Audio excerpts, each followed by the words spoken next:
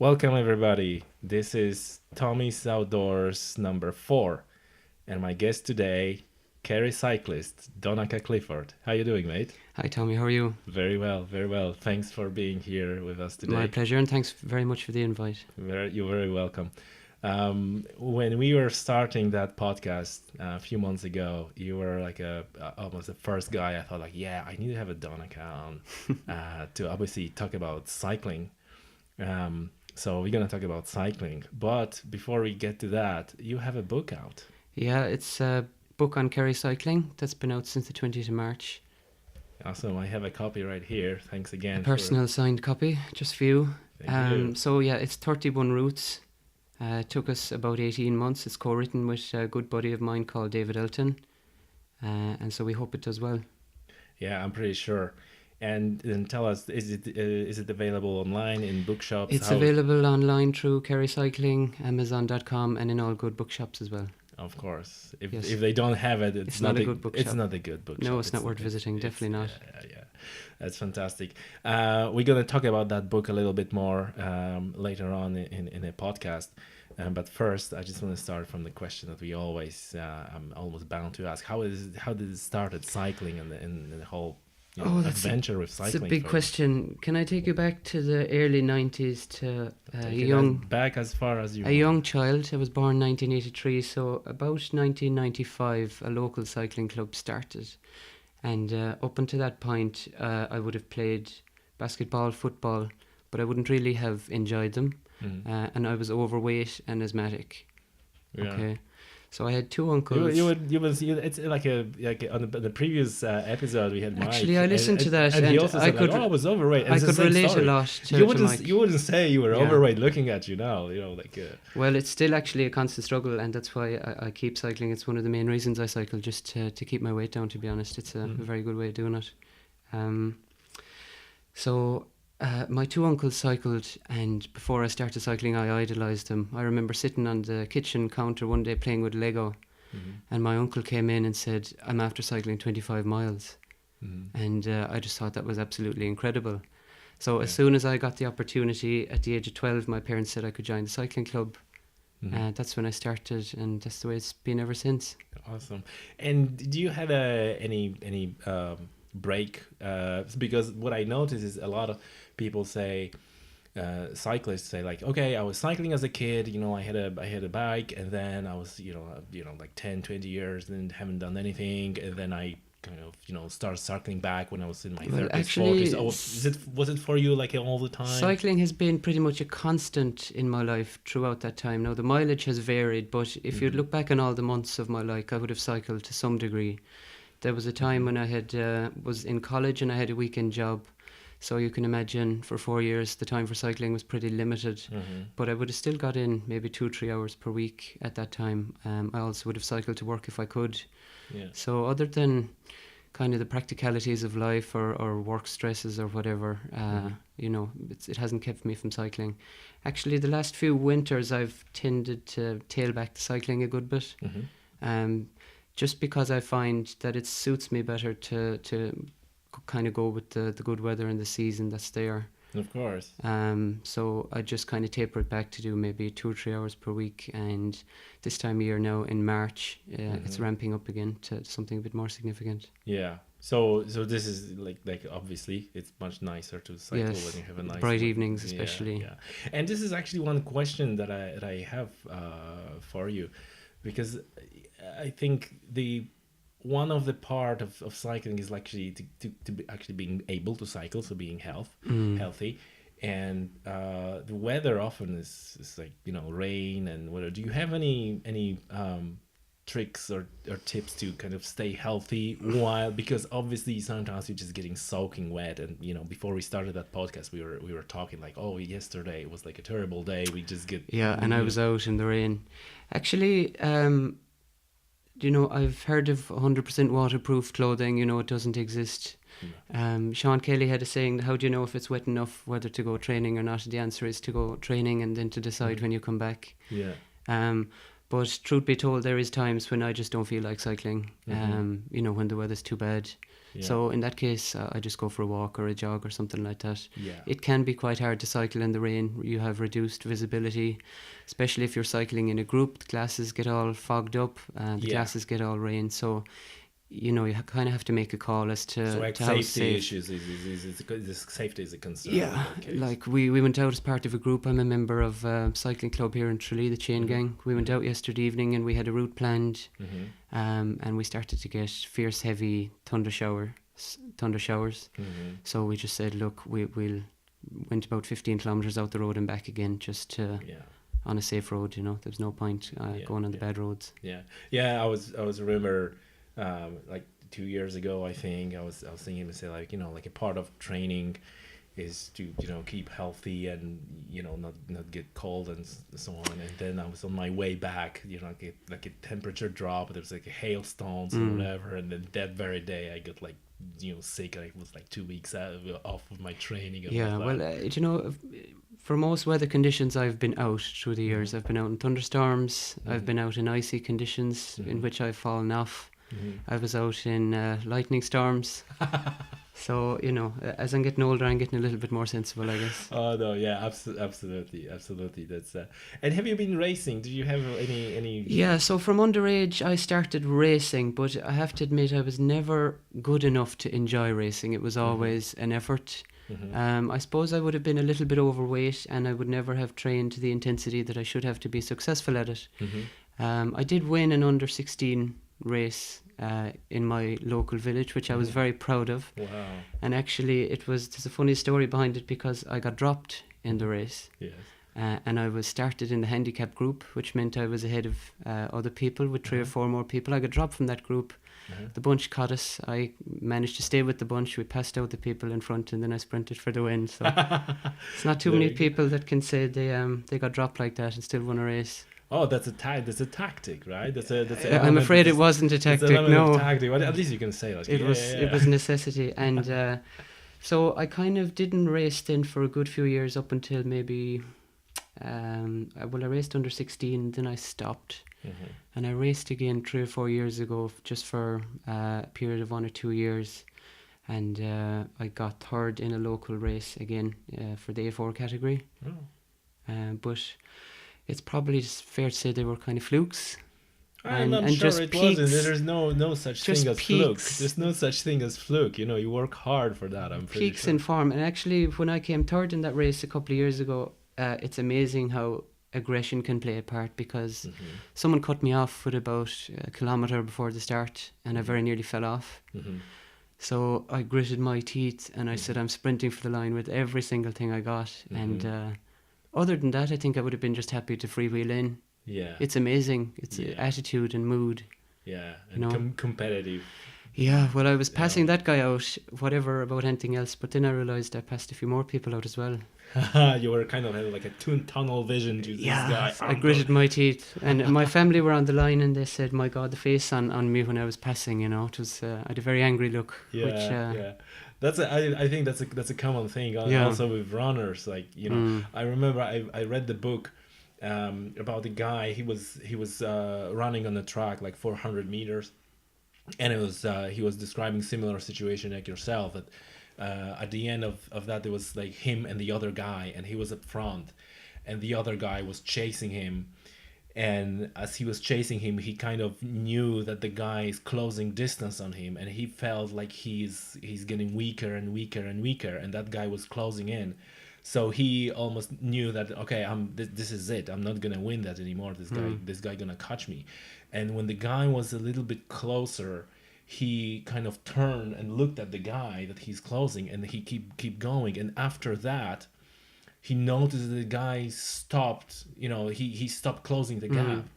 And then after race, they were talking, and it turned out that when he saw his face, you know, he just something, you know, broke in him. Something like, primal kicked in. Like I can't catch him anymore. Like, you know, this look of determination, and so that's a so you had quite a few races, and so you're kind of familiar with that environment of competitive racing. I think based on my experience training down through the years, I'd probably have a good racing brain.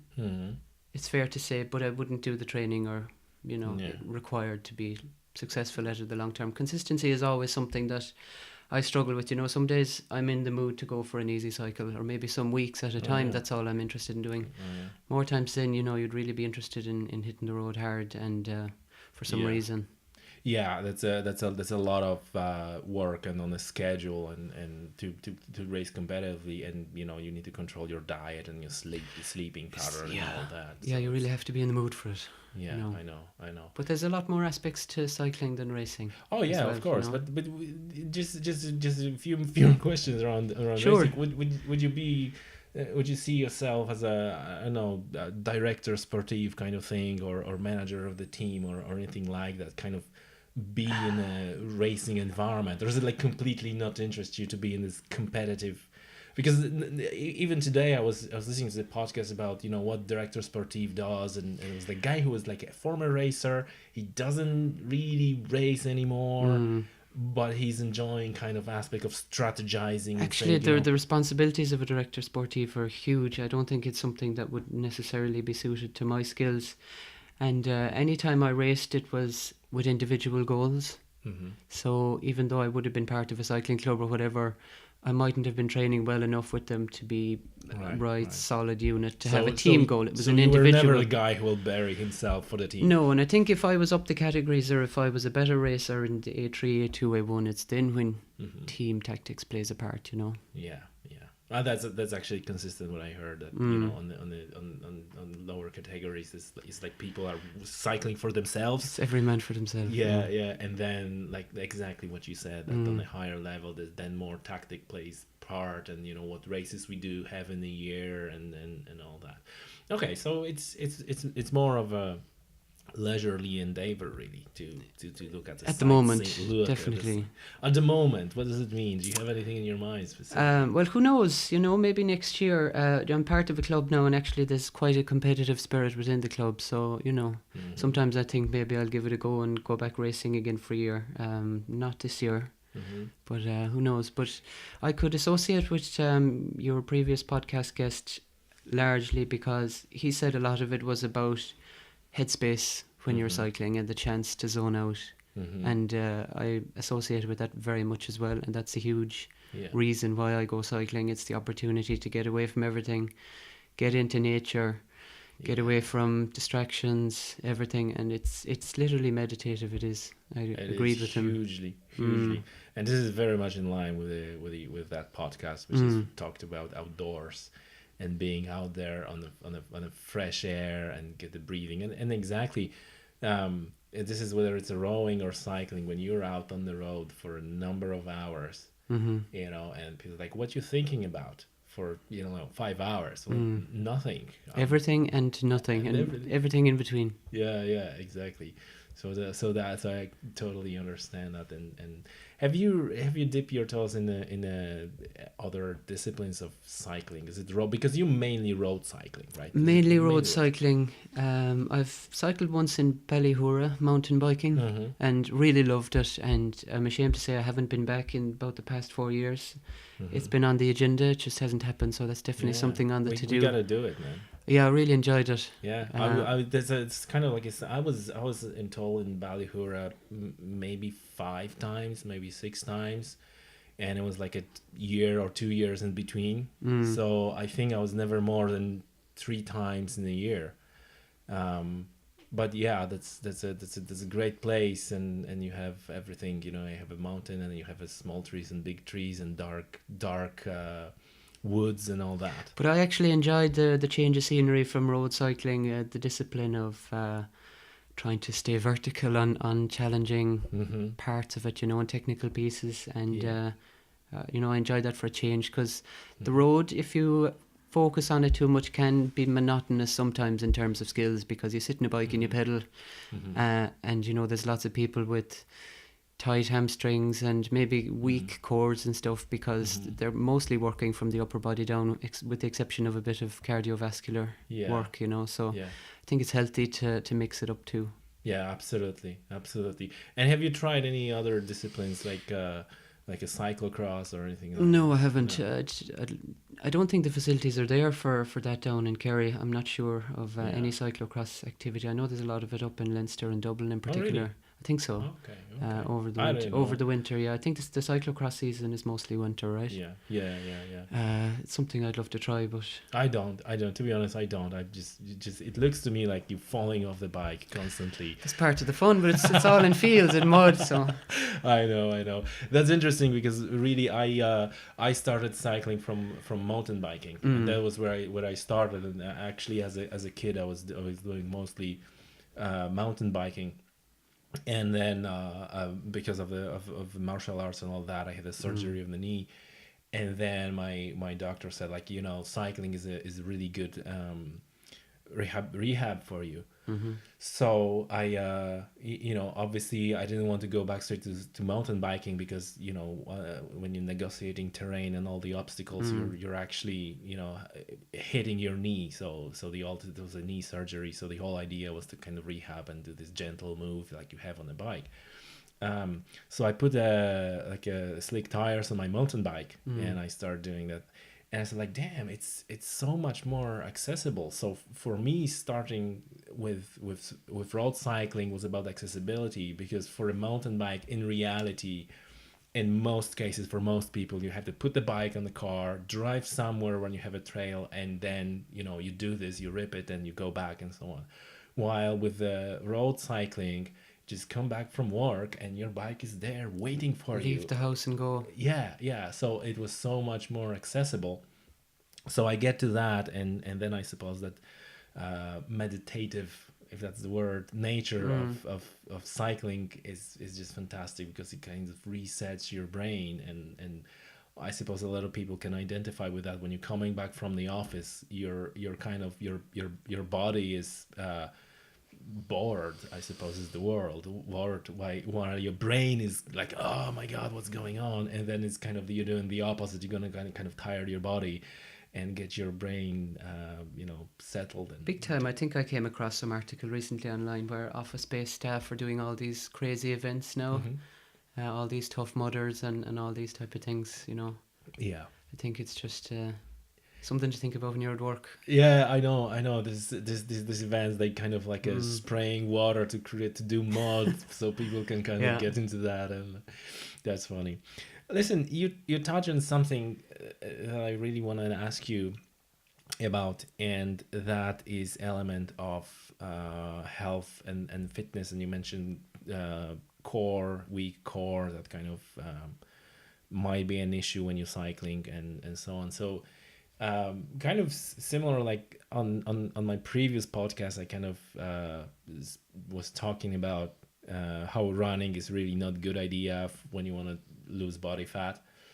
And so I don't want to come across as a guy who's inviting guests and then bashing the sport or something, especially that I'm cycling myself. But it is, to me, feeling like again, cycling to get fit. And I know that you said that you started cycling to get fit and to lose your body weight, but I feel like cycling to get fit is not a great idea, because to me, you need to put a lot of work in the gym to be fit enough to then go cycling. So for example, core, you need to have a strong core to kind of stabilize, to get a proper stability to your pelvis and to your midsection and pelvis, so then you can put the power through your legs and through the pedals. And that demand is not something you're going to train on the bike. You actually need to go into the gym, you need to train your core, you need to get fit first before you get into the bike and put a performance. So is that the case, or is it like, oh, that's only when you actually try to really perform on the bike? Well, yeah, I'd actually disagree with the statement where you said it's kind of not accessible without gym work, because I've seen people literally off the couch and onto the bike, and I've seen them make large improvements in terms of cardiovascular health. I think if you're looking at cycling as a way to get fit on its own, that probably will present challenges if you're doing significant amount of hours per week, because I definitely noticed myself that I have tight hamstrings, I have a weak core unless I try and do something about it with specific exercises during the week, and I can also notice a lot of tension in the back and neck area, which I think is just relating to the cycling posture, but is also relating to a good bike fit, and that's something we might touch on as well. But We have a mentoring program in the cycling club at the moment where we Mhm. literally are bringing beginners out onto the road, Mhm. and we're seeing them make huge improvements week to week. Yeah. So it depends to what level of performance you're looking to talk about. If it's just to get Yeah. out in the fresh air and get a little bit healthy, Yeah. and you know there's a social aspect to the club as well, so I'm seeing people benefit from that. If you're looking to advance to something a little bit more professional, or do 10 plus hours a week on the bike or something like that. You mentioned competitive nature of the club. Yes. Yeah, well, I see people doing lots of effort on the bike and nothing else. And for some people, they manage. Yeah. More people that might expose some weaknesses they have in their posture, or very similar to what I saw recently on television about running, about going into the sport, getting huge benefits early on and thinking you can continue and just make those gains every week. And I think they're keeping physios across the country going at the moment. Yes. Yes, and that's I totally, and I suppose you made the excellent point, and this is to qualify that. Yeah, if you really go out and just off the couch and kind of start moving and start going, that's absolutely true. And also something I have to agree that the cardiovascular aspect is no doubt is cycling is beneficial, and in fairness I was more referring to kind of skeletal and muscular element of it, where posture, exact, because in fairness the posture on a bike, especially on the road bike, is just terrible for your spine. Yeah, and if you're doing that for many hours. So I myself have neck issues and tight hamstrings, like I say, and sometimes knee issues, which I need help from physio with specific exercises and stuff. So I'm not sure is that related to cycling or office work, but both probably don't help. Yeah, that they actually tight neck and shoulders. That's something again that a physio I'm working with notice that. And even if you're looking, I'm looking now at some structured training protocols, and to coaches like, are your shoulders are hugging your ears, right? Because you tend to tense your upper body, especially with if you're chasing somebody or do whatever, and you don't feel that. And I remember doing quite intense workout, and after that workout my legs were okay, but kind of my neck was hurting, and like, what happened, right? I was using my legs, why my neck is hurting, what's wrong with that? It's quite amazing actually, because most of the work is obviously done by the legs, but you're tensing on the handlebars, you're taking the vibration of the road up through the bike and the handlebars, so you shouldn't be doing that, right? You should be relaxed, and your upper body should be relaxed and all that. Yeah, it depends how much you're chasing someone, I guess, or it depends, on the day. Yeah.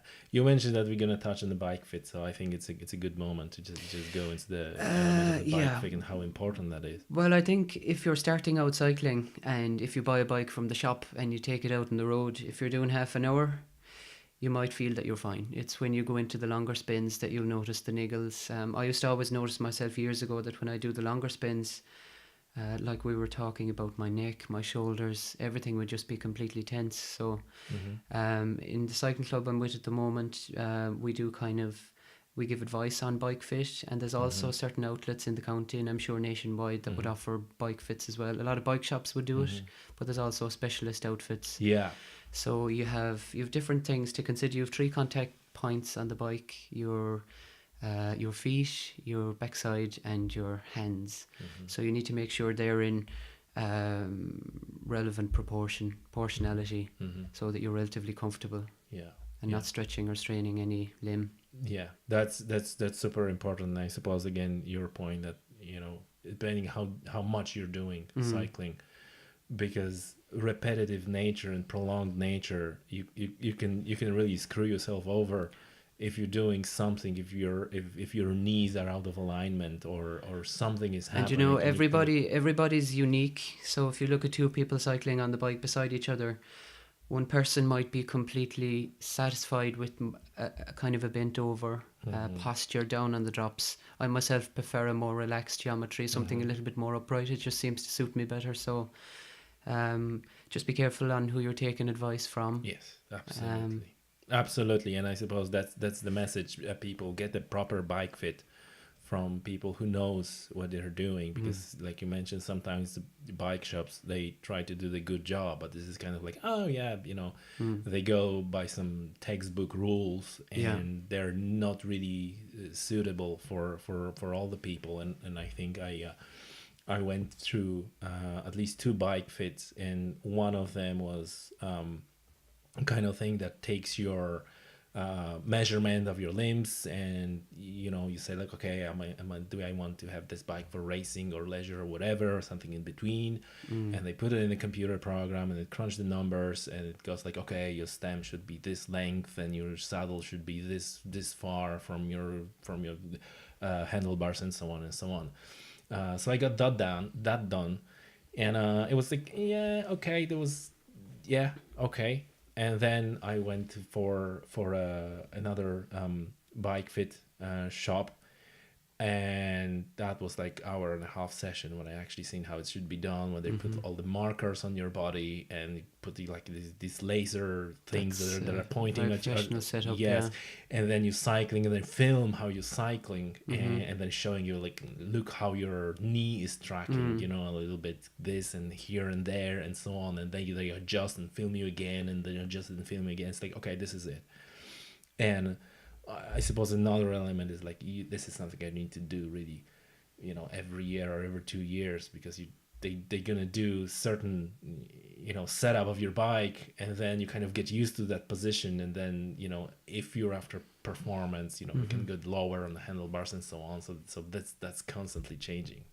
Yeah, and even this week myself, I was fiddling around with my saddle. I've never actually gone for one of those professional bike fits. I think it's something I should do. So I've always kind of done it by feel, trial and error over the years. But it to me, it never felt like an exact science, because everyone's different, like I said. Yeah. So there's a guy in Killarney. It's called Professional Bike Fit. Correct, John Crowley. Yeah. John Crowley. I might have him on the podcast in near future. I think you should. We'll see. But yeah, he's done an excellent job, and also another element is to get a proper saddle. Because again, you might screw over your ability to reproduce. So I read a study done over policemen who's on the bike, and postmen, and something like 30 or 40% of them had erectile dysfunction and all that, because of lack of a proper bike. Yeah, I don't know, have I ever been 100% happy with a saddle? I don't know, is it the nature of the sport or what? I use ones now that are quite comfortable, but even still, after a long cycle, I can find myself shifting around in it. And like I said, this week I'm still adjusting with the position, but certainly you shouldn't be feeling too much discomfort. And if you are, there's alarm bells. But then there is an element of discomfort, like your ass is sore after in first 1,000 kilometers in the season, it's gonna be something. But what you'd say how to distinguish between you're uncomfortable because you're not used to sitting on a saddle, and you're uncomfortable because there's something wrong? Is there any way to actually tell? Is it you just need to toughen up? Or based on experience, if I find that I've been off the bike for a month or two for whatever reason, and if I go back, certainly the first couple of spins, I'll find I have a sore backside for the duration of those spins. But there's kind of red flags. I mean, if you're experiencing numbness, or if you're experiencing pain, pain more significant than just discomfort. I mean, if it's discomfort, you kind of know yourself. It's you have to judge it. But if you have numbness in the area, or pain, particularly pain that's maybe traveling up the body a little bit into the lower abdomen, red flags, I guess, straight away. Yeah, and then you need to look at your saddle and width of the saddle compared to your sit bones and so on. Correct. And if you find yourself in that case, I'd really recommend a bike fit, because those guys know what they're doing, and there's so many different types of saddles. I know of some shops that will allow you to take a couple of saddles home, try them, and return whichever ones you don't use. I think it's the only way. Yeah. I think it's the only way, and I was kind of like, any saddle would suit me. It was okay. And then when I was kind of become more aware of that thing, like, oh my god, none, there's something wrong with everyone. So that's a balance to be. But you know, if you're cycling for an hour or whatever at a time, you probably won't find too much problems. But it's when you're on your fondo days, or when you're doing 5 and 6 hours at a time, it's a significant amount of time to be putting pressure on different parts of your body. So it's not good. Yeah, and especially there's this nerve that goes in the middle of your pelvis, and this is the worst thing that this is the one that causes erectile dysfunction, which gets crushed. I think it's called the vas deferens, is it? Probably you're right. I think a lot of saddles, particularly these days, have cutouts and grooves in the middle for that very reason. So shorts are also another factor. Oh, really? Yes. So it's one thing I found during the years, that it's not worth buying cheap cycling shorts for that reason. Get yourself a good pair of cycling shorts. So it's both the shorts and the saddle that contribute to Anything comfort. you would recommend? Actually, it's very similar to saddles. It's kind of up to person individually. It's not a case of just spending. You could spend hundreds of euros on shorts, literally. There's nothing technically I can think of, but there are certain brands out there. I know Santini. They can be quite expensive. It tends to be the more expensive ones, unfortunately. However, you will see when the shorts are advertised, there's various grades of padding on them. Yes. Some are for short to medium spins, more for long or endurance type spins. And I've also, myself, and I got good advice from people, if you're on a long day and if you find that you have discomfort after a period of time, 2 pairs of shorts is something to consider. Yeah. For that reason as well, just an extra and kind of bit change of protection. them in the middle of the spin. Literally wear the 2 of them at the same time. Oh, really? Yes. Oh God, I never heard about that. All right. That's interesting. That's interesting. And same goes for the shoes, right? Because cycling shoes is another like a huge topic that we can probably spend hours talking about. I could talk to you for an hour about cycling shoes, and it's quite funny because practically everyone who's gotten them for the first time has fallen off with the clip-in cycling shoes. I'm not sure about your own experience. Yes. So the shoes obviously clip into the pedals, and when you're cycling them for the first time or two, you just completely forget you have them on. So you stop and you don't give yourself enough chance to clip out. So it's a simple ankle action to the left or right just to clip out.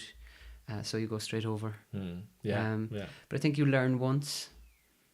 And then you never forget, or twice. Actually, my own father-in-law broke his hand with that same accident, so it's quite significant enough. But cycling shoes, they're again various different types. They're mountain bike specific, which have a little groove in the ball of the foot for the mountain bike that let you walk as well as cycle. You can walk more very easily because the cleat is kind of hidden inside the sole. Correct. So they're SPD pedals, they're called. I myself use the look pedals, so they have a bigger kind of surface area on the cleats, and I find them quite good. I've used them for years. When I bought a bike about 10 years ago, they came with a different brand of pedal, and I tried them out, and it's amazing the difference made. It was a Time pedal, and it was just a different cleat system, and I couldn't just get comfortable with them. I used to have knee pain. So I don't think that's brand specific. It's just probably the particulars of what I'm used to myself. And to your point about falling over when you first tried, it's like sometimes so stupid, because I remember I kind of unclipped the left leg and kind of lean over to the right. Yes. It's like, no, wrong side, boom, right? And well, if you're lucky, you'll do it when no one's around. And if you're unlucky, you're in the middle of like a big traffic light or something. On a traffic light, and you have a little It happens. I see it quite regularly still. But the benefits of the cycling shoes is that you feel more attached to the bike, and you're more efficient. You can pull on the pedals as well. You can. So indeed. then you get this quadrant of pedaling. But it forces you to pedal with the ball of your foot as well. And I notice a lot of beginners tend to pedal sometimes with the middle of their foot, or indeed the heel. I find that hard to understand, because anytime I've tried that, even with a flat pedal on a bike, I've just found it gives me great pain up the back of the leg. So it's just... I'm not sure would they be aware of that. And actually, my dad always said that when they were young, they were always told to pedal with their heels. So really, for some reason, give the heel to the bike is the expression they were told. Oh God, so when you have the cycling shoes, it forces you to Yeah, pedal with the most yeah, effective absolutely. part of your foot. And I think the biggest thing is that then you can also pull. You can Correct, kind of especially use, uphill. exactly. So you can use your hamstring and even give a little bit of a rest to your quads when you're kind of. I noticed that I can easily increase the cadence when I kind of more focus on the pull movement. Really. Yeah, that's how it works for me. Like if I need to like increase the cadence, I just try pulling more and just kind of goes like that. So yeah, that's one thing I couldn't kind of force myself is to use clip-in pedals on a mountain bike, and I suppose it's like especially on the mountain bike I always would like to have this kind of knowing that I can kind of jump off the bike when I'm in some sketchy situation. Yeah. And that especially at Ballyhura that we mentioned a few times, so it's like it's no way I would kind of cycle that route. Actually, the one time I did Ballyhura, I showed up with the clip-in pedals. Yeah. And the guys were just saying, "What are you doing?" Funny enough, I survived. Yeah. And my 4 accidents that day were nothing to do with the fact I clipped in. Yeah. But no, definitely, I think flat pedal would be a lot easier. Yeah. And in fact that in most cases they're on clip when you're falling over anyway. But I suppose like to me it's like this low speed things where you're about to hit the rock or something and just jump in more naturally without kind of thinking about unclipping both legs. It's very interesting you mentioned that, because the clip-in systems that are there at the moment were introduced because of the efficiencies like we've spoke, but they're also introduced for safety. So it was so easy to clip out, because previously professional cyclists or a lot of racing bikes had those toe straps. Yes. So you'd put your foot in and you'd pull the strap as tight as you could over your toes and your feet. So you literally were attached to the bike then. So if you had an accident, you're stuck to the bike. You were whether you attached. Like it or not. You were still attached to the bike. Yeah, I remember in Ballyhura when it was going downhill, and the trail, the next to the close to the trail was like this big boulder, and I just knew I'm gonna hit that boulder. I hit that boulder squared, and my bike stayed behind the boulder. I was kind of ejected over the boulder. It was like so in that case it could end up pretty bad. Yes, it could end up pretty bad. Yes, indeed. Listen, another thing I need to ask you about is about connection between cycling and coffee. It's all about coffee. It's an epidemic, isn't it? I don't know. One of the guys said like, "Yeah, Tommy, it's all about coffee. It's all about coffee." It's a huge part of the cycling. What's up with that? It's a huge part of the cycling culture, and it can't be normal coffee either. It has to be good coffee, know. So just even locally, the coffee stop is always planned ahead in a cycle. So we'll have our cycle planned, and before we even leave, it's like, okay, where are we stopping for coffee? Yeah. So I think it's something people look forward to. I think it's probably origins just relate to the fact that it's a stimulant and caffeine based, and there's a good energy boost after having it. So that's probably where it started. But if you follow any professional cyclist on Twitter, you'll see half of their tweets are about coffee or some fancy coffee machine that they have. And actually coffee machines have a long history of sponsoring professional teams as well. Yeah, Trek Segafredo and Seiko as well in the 90s. There you go. Mm-hmm. Are there any special rituals or anything related to cycling and coffee? Just get as much of it into as you can. All right. To be honest, I'm not a fan of the coffee stops. It always feel to me like it takes me away from cycling. I'm like, come on, I want to go cycling. And it's like, no, we're gonna get to the coffee and all that. Well, it depends what group you're going out with, but the more relaxed groups will tend to make an hour of it, and it's a social thing and it's a chat, and that's nice. Yeah. And it depends on the distance as well, because if I'm doing a long cycle, I might want to stop for 10-15 minutes and just get going again, because your body is telling you, okay, you've stopped, now I'm going to begin the recuperation process, and I'm going to start relaxing, and I'm not in the mood for exercise anymore. It kind of gets you lazy, and that's a lesson I learned doing the Ring of Kerry years ago. Long stops was a bad idea. Yes, I totally agree. I totally agree that like exactly like you said, your body says like, all right, it's over. and then you're going out to the bike and kind of feel stiff and cold and all sorts of things. But I agree with you that especially when you're in a long cycle, like I said, stop 15 minutes and just get, especially when it's, you know, miserable and raining and wind and all that, which we have a lot in Ireland and in Kerry. That is a good idea. It's like a 10-15 minutes and then you on your move. But it's a balance between wanting to stop for long enough of a break and making sure you stop to smell the roses as well. Because when I was younger, the Ring of Kerry charity cyclist is famous now. Everyone in the county seems to do it. We used to do it when we were younger quite, I won't say competitively because it's a charity cycle, but I suppose we thought we were more important than we were, and we'd spend the day passing people out and we thought we were great. But it's when we had done it for a couple of years that I remember stopping up on top of Cumacishta, I think, halfway around, and I met an older guy there, and I said, my God, this view is amazing. I don't think I've ever stopped to enjoy it before, and this was probably my third or fourth Ring of Kerry. So actually I'll always remember that day because he said, you know, you have to stop and smell the roses too. Yeah, that's a huge element. Let's talk about Ring of Kerry for our listeners who might not know what's that. The Ring of Kerry is a charity cycle that runs on the first Saturday in July every year. I forget when the first year was, but I think it was the early 80s, maybe 84, 83, something like that. And a group of guys just literally said, we want to cycle the Ring of Kerry. We want to try and raise money for various charities. So like Ring of Kerry is a route around Kerry, around one of the peninsulas. Iveragh Peninsula, correct. And it's 170 kilometres, starts in Killarney and finishes in Killarney. And it's probably one of the most famous tourist drives in the country even, I think. It's very famous. So that event grew in popularity every year. My first year was 97 when I was 13. Wow. And if I remember rightly, I think there was about 600 or 700 people doing the event that year. I remember wanting to do the event the previous year, but my parents said, no, you're too young. Okay. So I did it when I was 13. And the event has just grown. So just to get the record straight, you've done 170 kilometer cycle when you were 13. When I was 13 and when I had a belly, yes.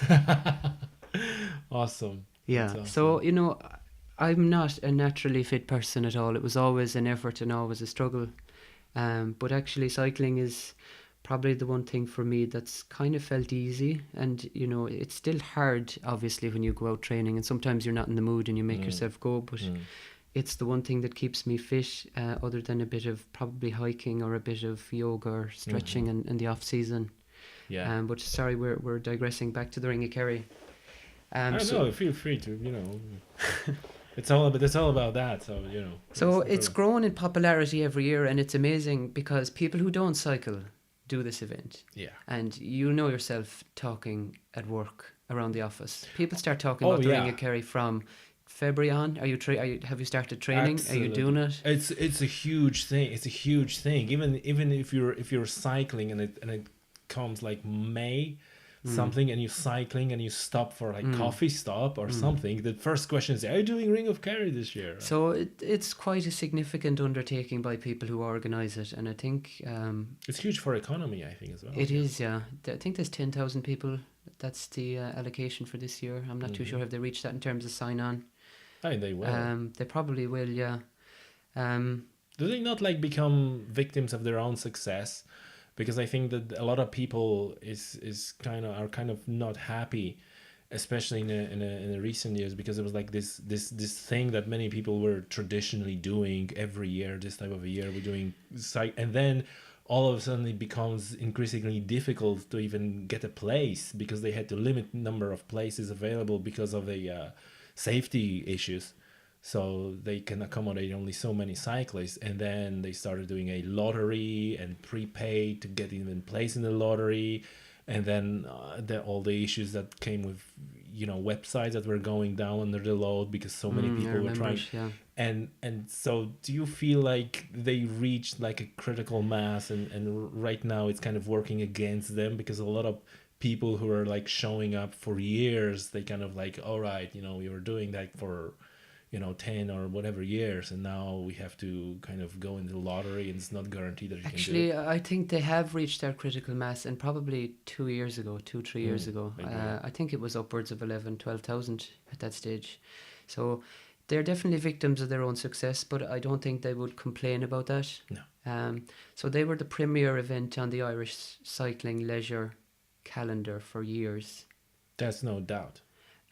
But since cycling has kind of taken off, I don't know, what would you say, in the last 8-9 years in the country, it seems that there's an event every single weekend now. So when people are up in Wicklow and Dublin, or up the rest of the country, and they're trying to prioritise this event down in Kerry, which they might have difficulty getting accommodation for because it's so popular, and when there's so many events on in other parts of the country, there's a Tour of Connemara, Clare, Waterford, every single where. Yeah. Even in our own local towns and villages, it seems every school has a fundraising event now. And it's nice to see. So they probably have reached a critical mass. I don't think it's going to be a downward slope for them. I think they're probably just going to find their level. Yeah. So I think this year, if it's 10,000, I think they'll still be able to maintain that for the next for the foreseeable future. For sure. So your point is that other events are kind of feeding off it, because that kind of drew the attention to, we can do that event. And I know that the other one is Ring of Kerry. Yes. Which is another peninsula in Kerry, south from the Ring of Kerry. Correct. What's the name again of the peninsula? It's the Beara Peninsula. No, but the Ring of Kerry one. The Ivra Peninsula. The Ivra, yeah. So it's south of Ivra, and a lot of people, I think, last year said, like, okay, we can't get spot in the Ring of Kerry, we're gonna go do Ring of Kerry, and then the Ring of Kerry was sold out as well. It was hard to get. I've heard of people refer to the Ring of Kerry as the new Ring of Kerry. So. All right. Actually, I did that last year, and the day was absolutely immaculate. So I've signed up for it again this year. I've signed up for both, actually. So it'll be interesting to see if, when it's such a nice day, people have rose-tinted goggles about the event and everything. But, I've done Ring of Kerry's down through the years where it's rained from start to finish. Yeah. And I suppose that's the real test of an event. Can you get people coming back if they have memories like that? But yeah, there's that Ring of Kerry is definitely a fantastic alternative. Or I necessarily wouldn't even think of it as an alternative. It might be something else you'd consider as well in doing both, for people who would have the fitness and want the challenge of doing both. The Ring of Kerry is shorter, but there's much more climbing. Yeah. And even when you're not on categorized climbs, there's a lot of road that you'd consider dead, so your legs just kind of feel heavy, even when it can look flat. Yeah. So you feel like, actually, because the Ring of Kerry is quite achievable. Yeah. There's 2 climbs there. You can save. I suppose this is like a mental obstacle, the distance. Like, oh my God, it's 170 kilometers. Yeah. But the truth is that if you're out cycling for like a couple of months, right? I mean, like not 18, but like 4 or 5 months before, with all the stops and all the social aspect, if you dedicate a whole day for that, you can do that easily. And people do it in 5 hours, and people do it in 10, 11, 12. So you just pace yourself and you get around. And you can do that with the Ring of Kerry as well. But I personally, myself, I find that I've kind of done a significant more of a challenge when I come home from the Ring of Kerry. Yeah. That's actually an event that was on in the late 90s, early 2000s, that I went to a couple of years in a row. I think it was organised by Kinmare Cycling Club at the time. And that event stopped for whatever reason, I forget. And I didn't go back and do the Ring of Kerry from 2001, I think, up until 2014. Right. So I don't know what I was doing by avoiding it, because it's the scenery down there is amazing. It's an hour and a half away from Tralee, I guess, or even a good hour maybe by car. So it's definitely on my calendar this year. And there is another event. So we spoke about 2 peninsulas. Now there's another peninsula, Dingle Peninsula. We also have a Dingle Challenge. It's not that big of an event. It's much smaller event, but I think it goes through Conor Pass, which is highest road pass in Ireland. Correct. So it's quite challenging climb. So that's that, and there's also Ring of North Kerry. Correct. The cycle. Yeah. So have you any experience in any of those? Well, I do. I've done the Conor Pass quite a good few times. It would be quite a regular loop for the local club here. I'd be quite familiar with it, and that's a hard day out on the bike. Yeah. Um, so I don't know, is it my own metabolism or skill set or whatever, but I've only so many matches to burn on a cycle. So if I'm going out and if I'm cycling up the Conor Pass after leaving Tralee, I find that a lot of my energy's gone for the day. I don't know, some people after the descent and maybe a quick espresso, whatever, they're flying home again. Yeah, So it can be quite taxing. I have to pace myself, and particularly when you're leaving Dingle, heading out towards Lisbole, a lot of that is tough enough climb as well if you have heavy legs. But the Dingle Peninsula is absolutely beautiful. Beyond Dingle, there's Slayhead. Yes.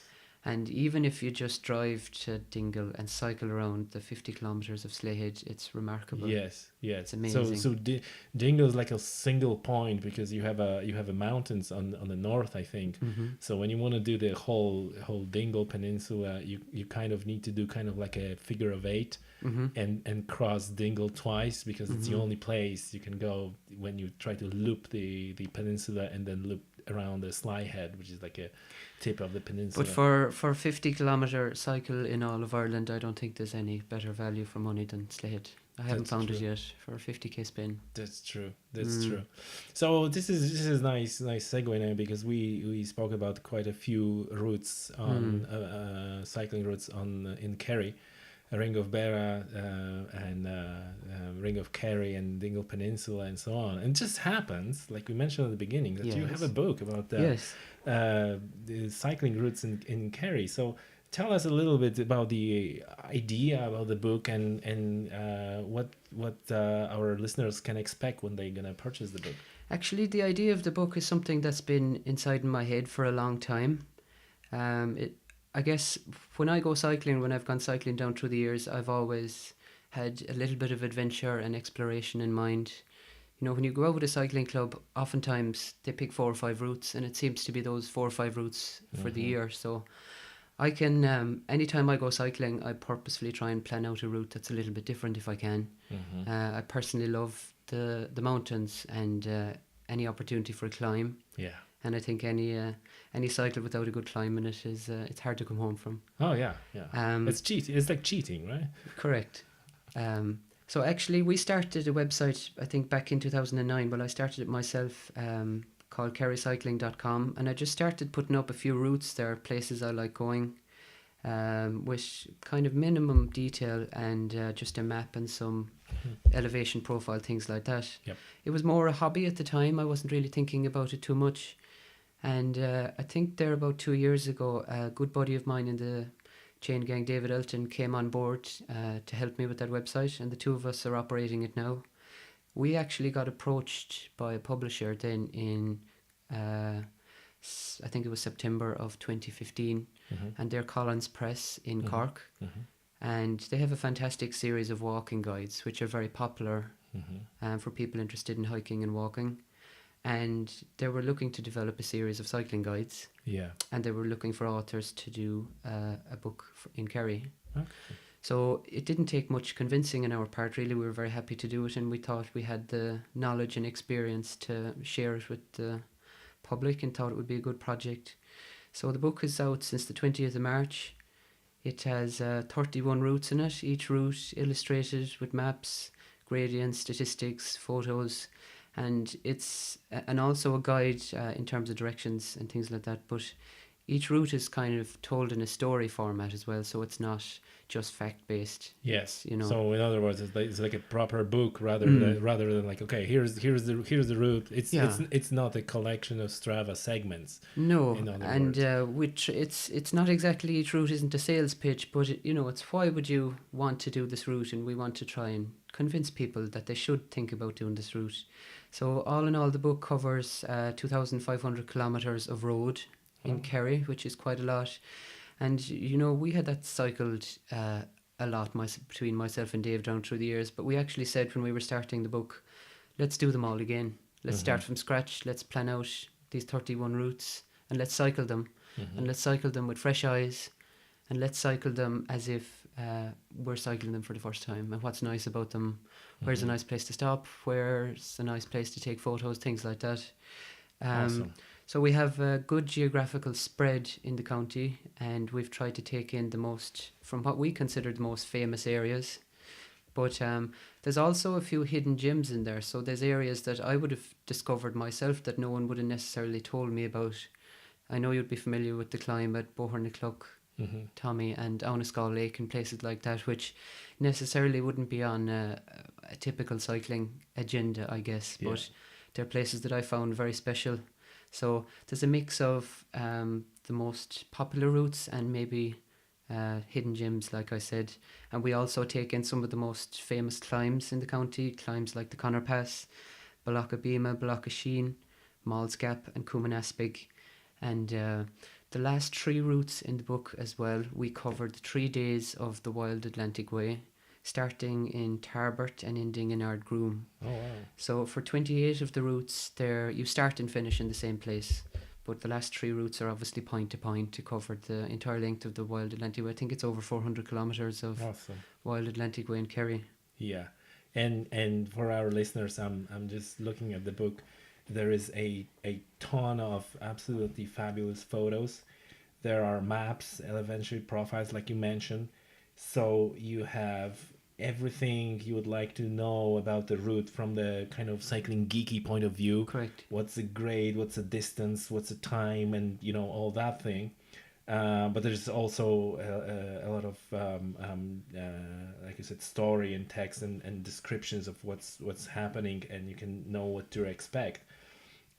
So if you're a fan of cycling and you want to go and see some beautiful sceneries, and you're just wondering where to go, that book is a must, because and I know there's a lot of websites, like Strava is the biggest one, or Indomoto and so on, but I'm telling you, you will not find anything like that in that book, on Strava, like you will find in that book, because you have so much more to the story and to the route, and to it's just fantastic. I have that book for the first time in my hands, and I'm really blown away.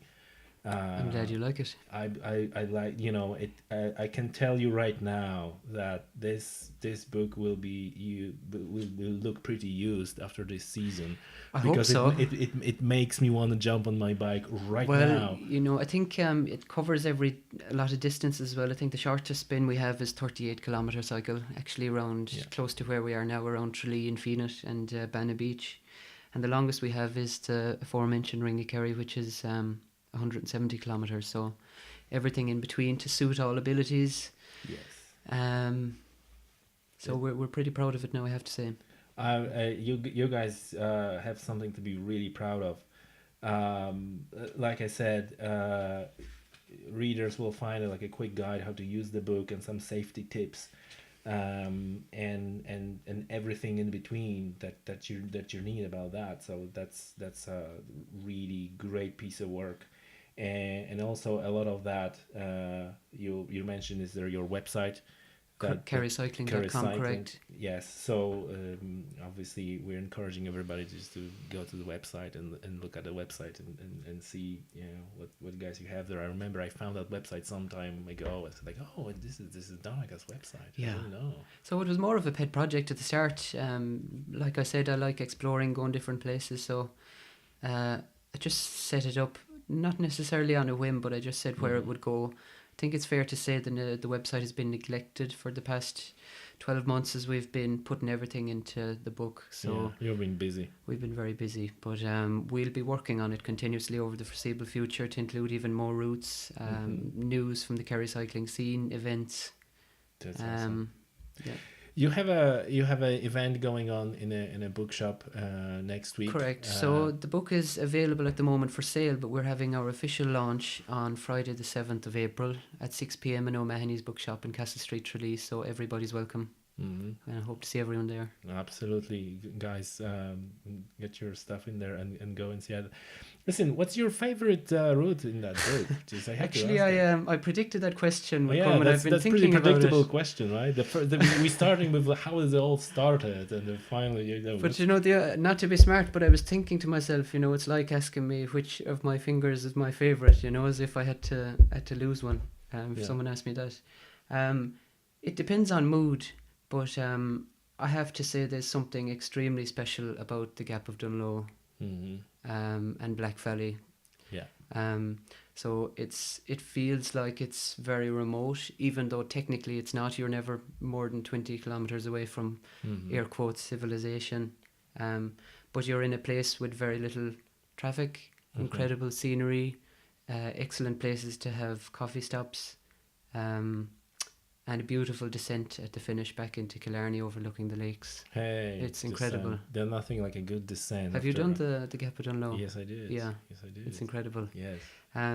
But I like all of them in different ways, I have to say. But if I did have to pick, and if you said, come on, let's go for a spin tomorrow, where are we going? Gap of Dunloe. And actually, if I had any visitor from abroad or anything like that, which I've done before, and they said, take me for a spin, where are we going to go? It's always been the Gap of Dunloe. Right. So it's very special. So here's the tip: which one go first? And yes. Right. What's next for you? Well, the cycling season is starting, so getting on the bike is probably what's next.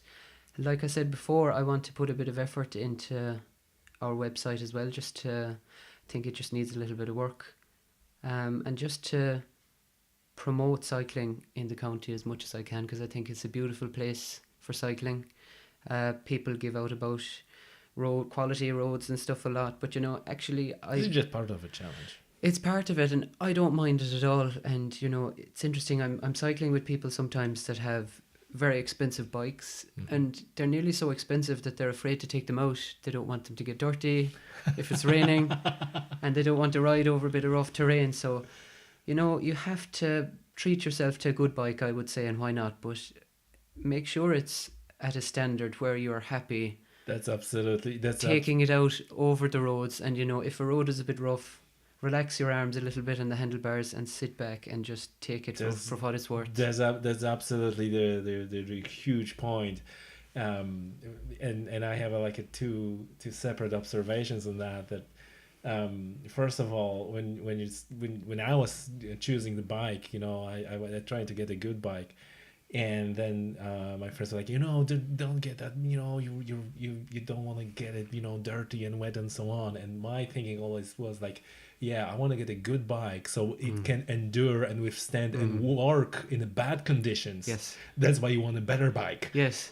So it can actually do their job. So that was one thing. And secondly, I know in the cycling club, one of the guys bought a bike, road bike with the disc brakes, and I saw like, it's awesome, because obviously disc brakes are giving you much more modulation and they work much better in the wet, and overall in especially in the winter time, and then when it's raining, they're much better performing brake than the rim brakes. And I was so surprised when he was cycling on that bike in the summer in the good weather. And then when the winter rolled in, and he would really take the benefit of that, he took like his old bike. It's like, no, it's like it's harder on this one. I'm training and so on. Like it's like, I would like to do the opposite. But these hobbies as well, and it's a good point to make. You see, if you join a cycling club, you'll notice the amount of expense people have gone to, and it's probably similar for golf and things like that. To start cycling, you just need a bike and a helmet, a bike in good condition. A helmet that's less than 5 years old. Actually, I learned that recently, that there's a date stamp on the inside of a helmet. Yeah. And I think they have a 5-year... I have 3. Yeah, okay. So I'm on 3rd year of my helmet. Okay. It probably depends on the manufacturer. So to go out and enjoy a good cycle, that's all you need, a bike and a helmet. Well, and that's I suppose that's a point that stands for anything in life, that you can spend, even before we started that podcast, we were talking about equipment for recording. It's like, you can spend any amount of money on the mics and everything to start. And this is, I suppose, like you said, it's same for cycling or But you know, golfing or we anything. probably all know people as well who have decided to take up something new for whatever reason, bought the most expensive they could afford, Yeah. and 3 weeks later said, actually, I don't know, do I like cycling That's or whatever true. that much? So start small, build your way up. I Absolutely. started when I was young with a mountain bike, and I was even going to races on a mountain bike on road, competing against guys that were on races in under 14. So that'll tell you I definitely started small. But I think it's the only way to do it, and it's people make a fuss about the equipment, and some cyclists have gotten a reputation for being kind of equipment snobs, or you must have this, or you must It's have so that. common. I think Yeah. I think it's very common. Even if you take like an angling or hunting community or you know, especially an angling community, is like, you know, the amount of time people are spending and debating about, you know, rods and reels and you know, all that, and it's like literally thousands and thousands of euro goes into the equipment. And at the end of the day, that doesn't catch a fish, right? You need to catch a fish and be in the right place, in the right spot, and use the right lure and the right technique. And I suppose this is the same thing, right? That no matter how expensive and great your bike is, it won't put the watts on itself when you're cycling up the Conor Pass. That's very true. They say, is it the man or woman, or is it the bike? So Yeah, this is it. This is it. All right. Donnacha, thank you very much for being on the podcast. It's my privilege. Tell our maybe tell our listeners where they can catch you and where they can leave the comments and ask you questions if they need. So I'm on Twitter at the Kerry Cyclist, and you can also catch me on kerrycycling.com. Okay, and if you have any other comments, leave them on comment section of the podcast, wherever you're listening to that podcast, whether it's at iTunes or Stitcher or SoundCloud or whatever else. Thanks very much, Donnacha, and I see you all next time.